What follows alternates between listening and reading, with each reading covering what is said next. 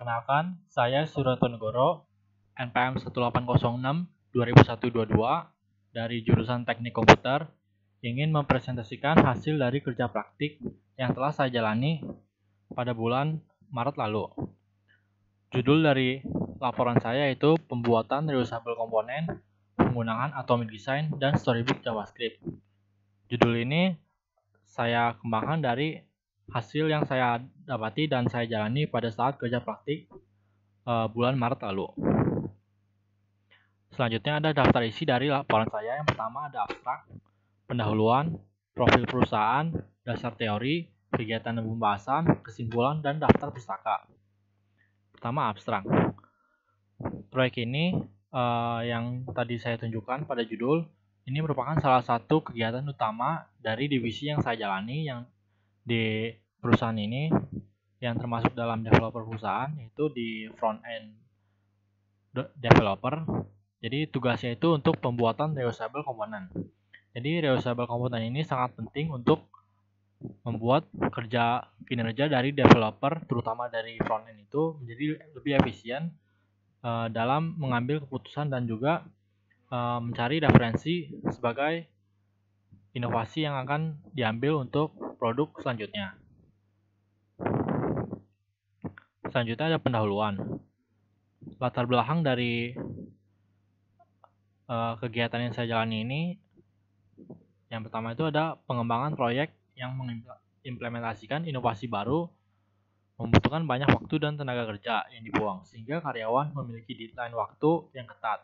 Karena itu, harus mempertahankan perbaruan dari proyek-proyek yang ada sebelumnya.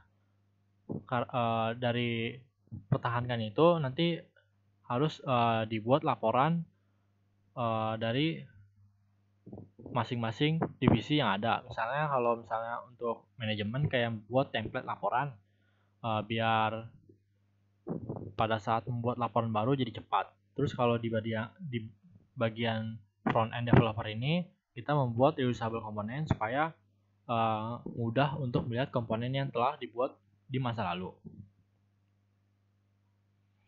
Selanjutnya ada tujuan dari kerja praktik ini. Yang pertama itu ada memenuhi persyaratan akademis sarjana S1. Selanjutnya itu untuk memperoleh pengalaman kerja dalam lingkungan profesional sesuai di bidang yang diminati saya, yaitu front end developer. Yang ketiga ada untuk mendapatkan pengetahuan baru dan pengalaman praktis pada bidang yang diminati, yaitu front end developer. Yang terakhir, mengimplementasikan pengetahuan yang dimiliki penulis sebelumnya pada yang saya pelajari baik di rumah atau di tempat lain di lingkungan profesional di dunia kerja. Batasan masalah yang ada, yang pertama dalam pelaksanaan kegiatan ini penulis dibatasi dengan ilmu yang dipelajari oleh penulis sebelumnya. Jadi untuk implementasinya juga harus sesuai dengan ilmu yang saya pelajari sebelumnya sebelum nanti tahapan dibimbing sehingga baru bisa lebih dalam lagi. Terus untuk bahasa yang digunakan tuh pemrogramannya itu JavaScript. Jadi di perusahaan itu menggunakan untuk developernya menggunakan bahasa JavaScript untuk membuat program dari produknya. Sistematika penulisan dari laporan ini ada bab 1 pendahuluan yang sebelumnya, yang selanjutnya ada bab 2 profil perusahaan, bab 3 dasar teori, bab 4 kegiatan dan pembahasan, bab 5 kesimpulan. Profil perusahaan. Jadi ini ada profil dari perusahaan dan sejarah di PT Pelita Transfer Nusantara.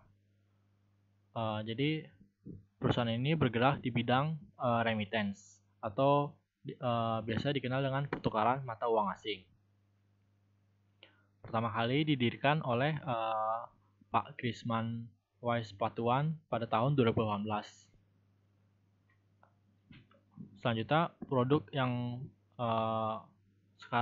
telah menyebar dan juga telah dilanjutkan sampai saat ini dan juga masih dijalani yaitu Transfree. Jadi ini ada platform tempat di mana bisa transfer mata uang internasional. Jadi platform ini baik ada di website dan juga ada di mobile.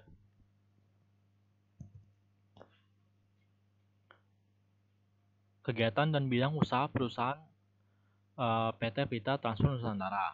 Jadi di perusahaan ini memiliki produk yang bernama Transfi yang saya sebutkan sebelumnya.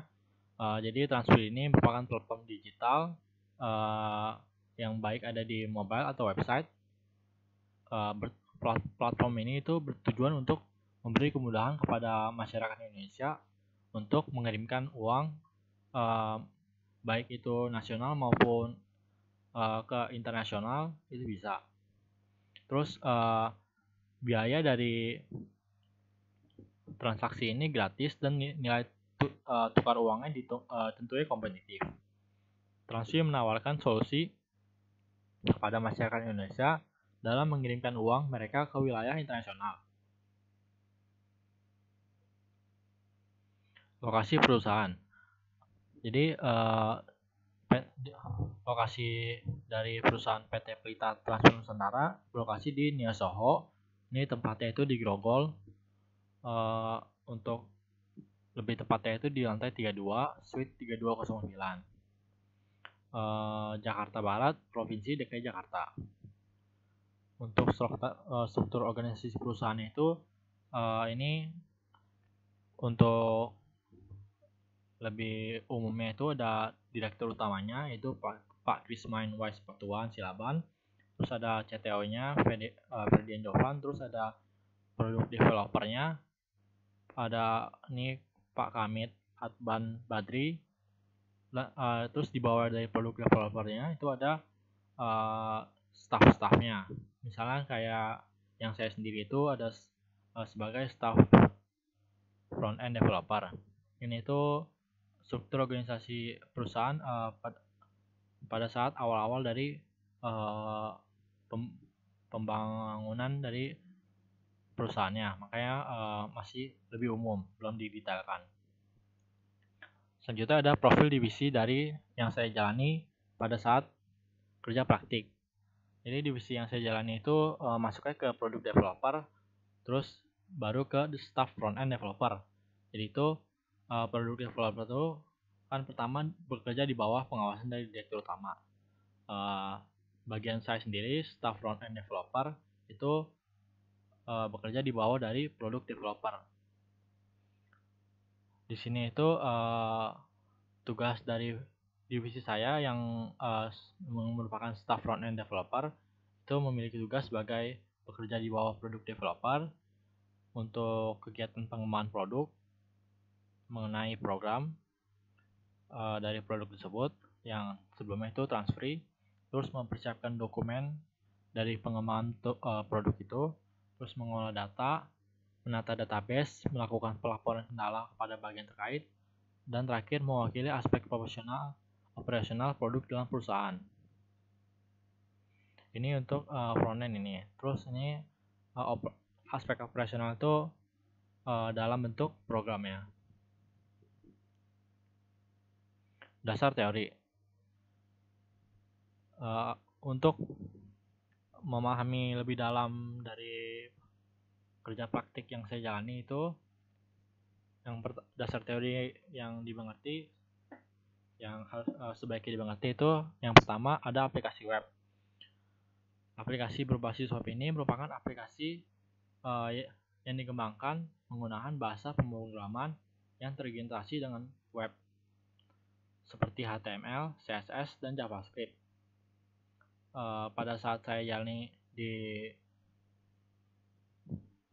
kerja praktik di perusahaan itu saya bekerja dengan bahasa yang tiga ini, HTML, CSS, dan JavaScript pada umumnya. Terus aplikasi webnya juga berjalan pada jaringan internet untuk aplikasi web. Selain itu juga dapat diintegrasikan dengan intranet, yaitu untuk offline, jadi bisa lewat jaringan LAN. Dasar teori selanjutnya ada JavaScript. Jadi untuk pengenalannya itu, JavaScript merupakan bahasa pemrograman yang ditafsirkan dengan dan ringan yang dirancang untuk membuat aplikasi yang berpusat pada jaringan. Dalam pembuatan aplikasi web sebelumnya yang produk dari Transfer itu menggunakan JavaScript. JavaScript ini sangat mudah untuk diimplementasikan karena terintegrasi dengan HTML. Jadi untuk desain user interface itu mudah karena dia pengaturan kerangka dari produk itu gampang dengan HTML untuk websitenya. JavaScript juga termasuk ke dalam bahasa pemrograman yang lintas platform. Jadi bisa digunakan baik dengan website maupun pada mobile. Bedanya paling pada penggunaan library dengan atau frameworknya. Kelebihan penggunaan bahasa JavaScript. Yang pertama itu untuk website itu mempelajari JavaScript tidak memerlukan pengaturan lingkungan khusus. Misalnya Chrome, Mozilla Firefox, Safari, dan setiap browser yang umum saat ini itu mendukung bahasa JavaScript. Yang kedua, JavaScript membantu dalam membuat aplikasi web menjadi lebih menarik dan juga mempercepat dalam pembuatannya. Selain dari keunggulan tersebut, dalam pembuatan aplikasi web, penggunaan JavaScript ini telah meluas ke pengembangan aplikasi seluler. Yang saya sebutkan sebelumnya cuma perbedaan dalam penggunaan library dan juga framework. Karena permintaan yang tinggi dari pembangunan aplikasi, banyak kebutuhan akan dalam bahasa JavaScript yang juga membuka lowongan pekerjaan dan gaji tinggi untuk program yang mahir dalam bahasa JavaScript. Dasar teori selanjutnya itu ada atomic design. Atomic design atau desain atom merupakan metodologi yang membuat sistem desain. Ada 5 tingkat dalam atomic design. Yang pertama itu ada atom. Jadi atom ini merupakan kayak atom manusia itu, jadi bagian terkecil, bagian paling awal. Jadi fungsionalnya itu baru satu dan juga merupakan fungsi-fungsi dasar seperti input atau tombol. Selanjutnya ada molekul. Molekul ini merupakan kelompok dari atom. Jadi kayak ada tambahan dari atom. Selain dari kelompok atom ini, dia juga nambah fungsi sendiri. Jadi digabung maka jadi molekul ini. Selanjutnya ada organisme.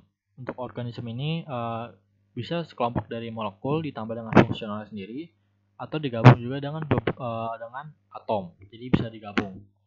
Jadi merupakan gabungan dari molekul atau dengan molekul dengan atom. Untuk template itu sebagian besar dari kelompok organisme. Jadi misalnya di satu template itu ada 2 atau 3 kelompok organisme. Jadi membuat kerangka agar dapat lebih mudah digunakan. Dan untuk patch ini patch merupakan jadi contoh spesifik di templates. Jadi dari kerangka yang dimiliki templates diisi dengan berbagai gambar atau teks. Jadi patch ini merupakan tempat untuk menguji variasi dari templates. Dasar teori selanjutnya itu ada basis data MongoDB. MongoDB ini merupakan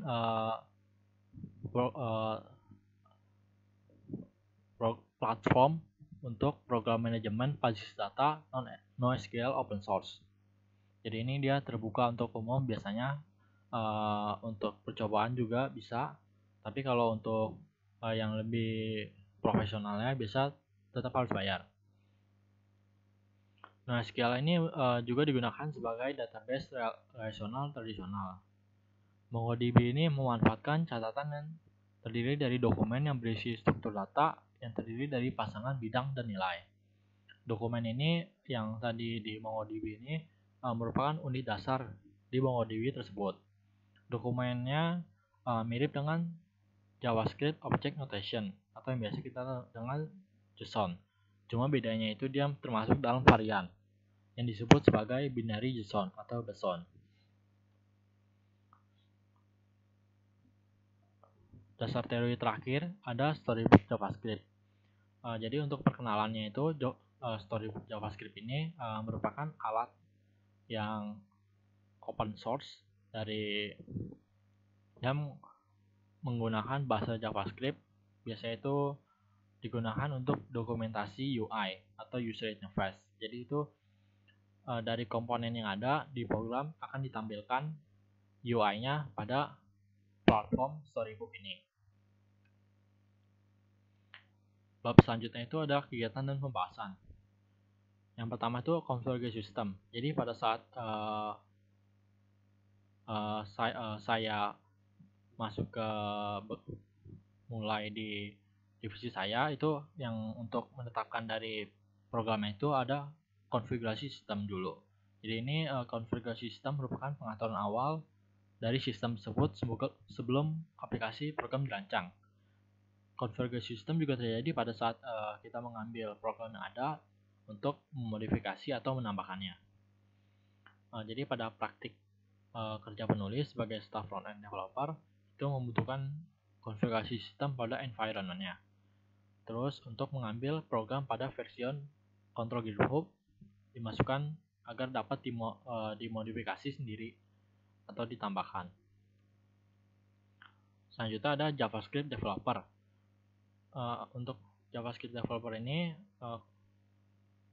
pada pastinya itu menggunakan bahasa developer untuk programnya.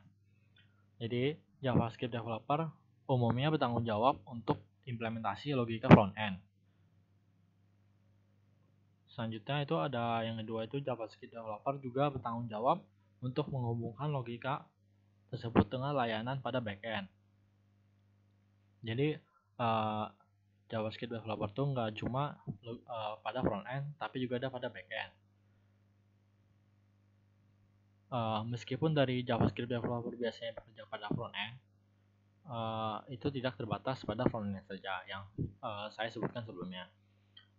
Untuk misalnya contoh dari tersebut, misalnya developer itu menggunakan library React.js untuk front-end-nya dan konteks atau Node.js sebagai environment-nya pada backend. Selain dari penggunaan front-end dan backend itu, terdapat juga Next.js sebagai framework yang biasa digunakan untuk membuat website.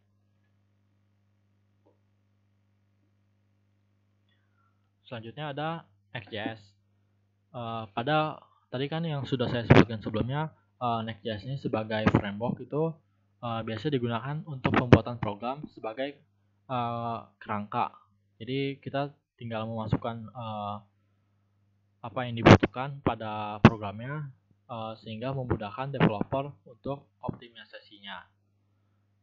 Pada pembuatan program yang dibuat pada produk pada Transfree di perusahaan yang saya kerja praktikan ini, itu karena menggunakan bahasa JavaScript, itu menggunakan aplikasi framework di Next.js itu untuk membantu developernya dengan semua fitur yang dibutuhkan untuk produksi dari sistem program.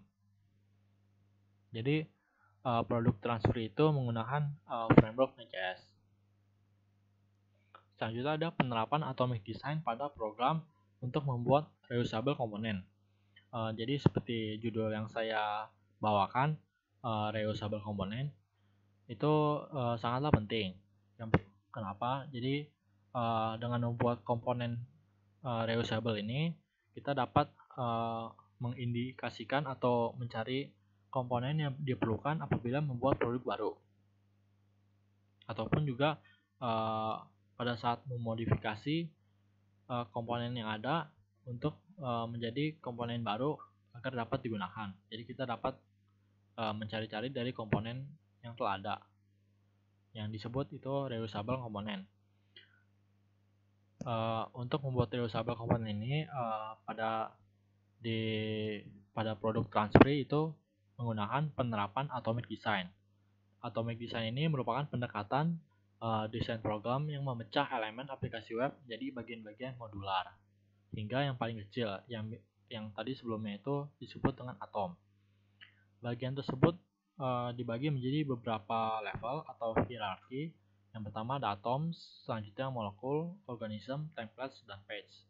Tujuannya itu untuk mereduksi adanya kode berulang dan mereduksi waktu setup, serta meningkatkan konsistensi dari komponen dan tampilan. Contoh penerapan automatic design pada program yang saya jalankan pada produk transfer itu. Yang pertama ini ada misalnya di hierarchy atoms. Jadi dapat dilihat ini ada programnya. Programnya ini isinya ini tentang yang ID type check ini untuk diisikan dengan props yang akan dikirim ke molekul selanjutnya. Jadi ini dioper isinya agar molekul dapat membaca isinya nanti digunakan. Terus yang ini ada hierarchy molekul, dapat dilihat di yang kanan. Ini dari programnya itu membutuhkan import dari atom sendiri. Jadi biasanya itu di molekul minimal ada 1 atom. Kalau di atom itu dia tidak dibuat dari fungsi dasar, makanya dia nggak ada import dari yang lainnya, hanya dari library. Selanjutnya itu ada hierarchy organism. Jadi bisa dilihat kalau hierarchy organism ini membutuhkan dari import dari molekul atau juga bisa dari molekul atau atom. Selanjutnya itu ada penggunaan storybook JavaScript untuk UI reusable component. Jadi setelah reusable component dibuat menggunakan atomic design, itu dibikin dokumentasi UI pada setiap komponen reusable tersebut agar dapat dimanfaatkan dengan semaksimal mungkin. Jadi pada JavaScript developer itu biasanya untuk membuat dokumentasi UI itu menggunakan storybook open source ini untuk membangunin komponen UI tadi.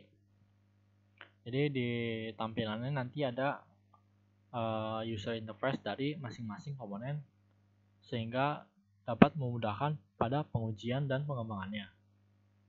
Ini misalnya contoh dari storybooknya pada setiap komponen reusable.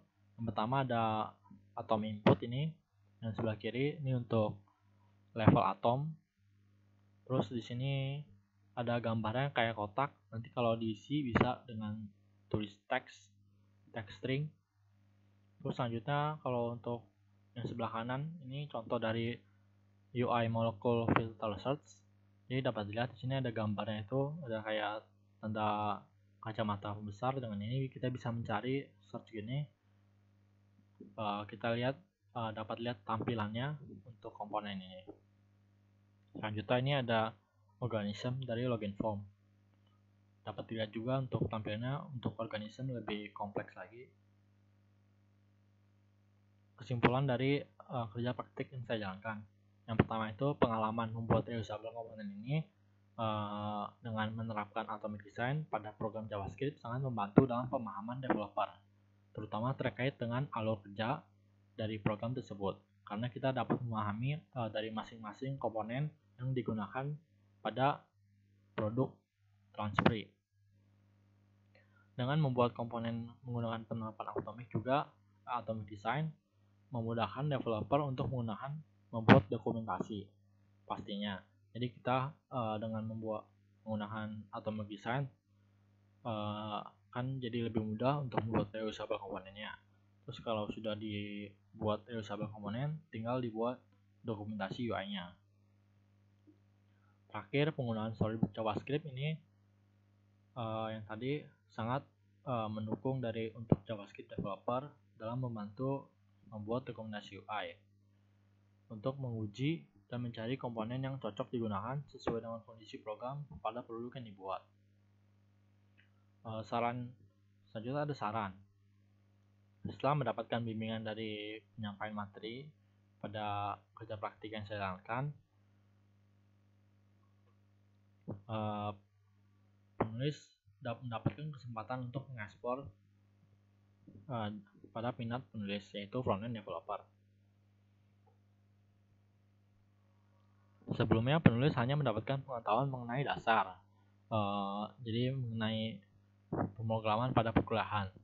Dengan kerja praktik ini, penulis mengetahui apa yang dibutuhkan untuk mengembangkan ke dalam dunia profesional yang nantinya untuk membangun karir.